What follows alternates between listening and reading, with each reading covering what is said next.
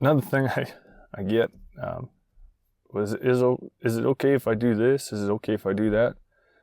I don't know. Is it? Like, try it. If it works, yes, it was okay. If it didn't work, if it's not okay, your horse is going to tell you, hey, that's not okay. This isn't going to work for me. And that's in terms of like, yeah, we all know it's not okay to try to steer him with a rattle paddle.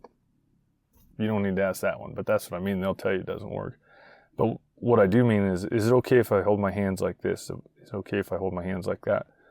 Like, yeah, this isn't a judged event. If it were a judged event, no, you have to hold your hands as such and thus. But just riding your horse and trying to get your horse better and softer and everything. My body's different than your body. Each horse is different. There's not an okay or an okay. And there's a lot of people that take, and the vast majority of the people that ask me that questions like that come from an English background where even if you're just hacking around, there's rules. And so they say, well, is it okay to do this? Is it okay to do that? I don't care what you do. I'm not your horse. Your horse cares what you do, and it will tell you that, yeah, that's fine, or no, that's not cool with me. And if you're trying to maneuver your horse, trying to execute a maneuver and you don't do it exactly the way I do, hold your hand different or something, is that okay? Well, heck yeah, it worked.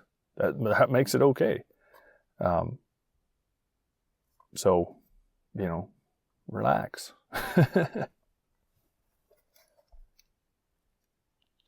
Oh yeah, this was another thing too. Talk to people about a horse spooking, and I always say, I don't care that the horse spooks. I don't even care if it's a real legitimate thing to spook about. All I care about is that the horse ignores me, is that the horse is not doing what I asked it to do. And so if there's something spooky around, I don't make a big deal of it.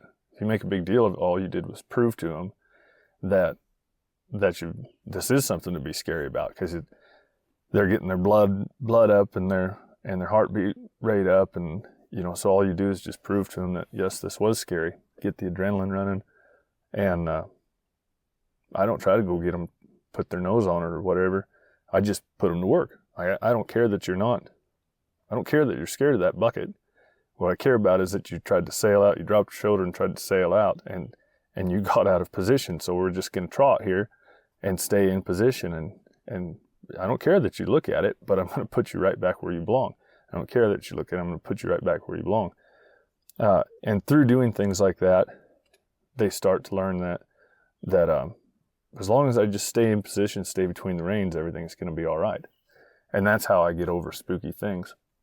Of course, I was saying that to somebody the other day, and this must have been a real specific event that happened. He says, well, what if you're going along, I always love the what if questions. Well, what if you're going along a trail and there's a big branch in the trail and you can't just go to trotting circles, just physically the terrain won't allow it, or you're crossing a creek and just the way things are set up, you can't just go to working them around. And I had an answer for that, and I realized later that while this is what I was saying and it was right, I said it in a way that didn't make a lot of sense to the person. So I want to readdress that. Let's use that what if scenario. We got to the creek and the colt doesn't want to cross the creek, and the situation deems that I can't just put my horse to work for whatever reason. Well, there again, the last thing I want to do is whip and spur and jump the creek. But I want to just keep asking my horse and turning him around and asking, turn him around and ask him. But what I have to do is know that my horse is reading my mind, and I have to focus not on the creek, not that I want to cross the creek, but I want to be on the other side of the creek. I need to be thinking about being on the other side of the creek and being over there. And we forget how much literally and physically just where we put our head affects our horse, but also our thinking. And so I'm trying to get that horse to cross the creek. Well, of course, I'm looking down at the creek, and they're jittering around and not wanting to do it, well, my body puts their body where it goes.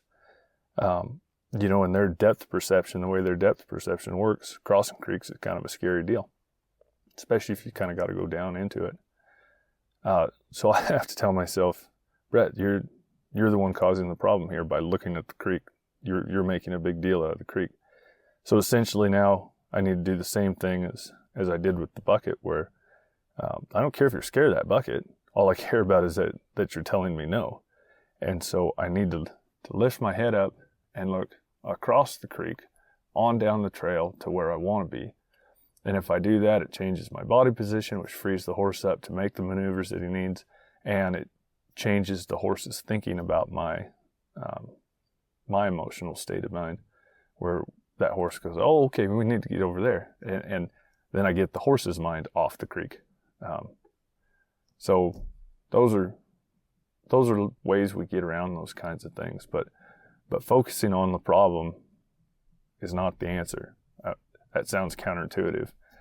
Focusing on the problem is not the answer. Focusing on the answer is the answer. And that's probably the best way I've ever heard myself say something. Thank you so much to the Patreon crew. You guys are the reason we're able to do this and do the extra things and really do all the YouTube videos too. We wouldn't be able to make it work without you guys. So thank you so much. And any of the rest of you can jump on and watch any of these extra kind of things that we do on Patreon and see what's going on there. So check that out if you can.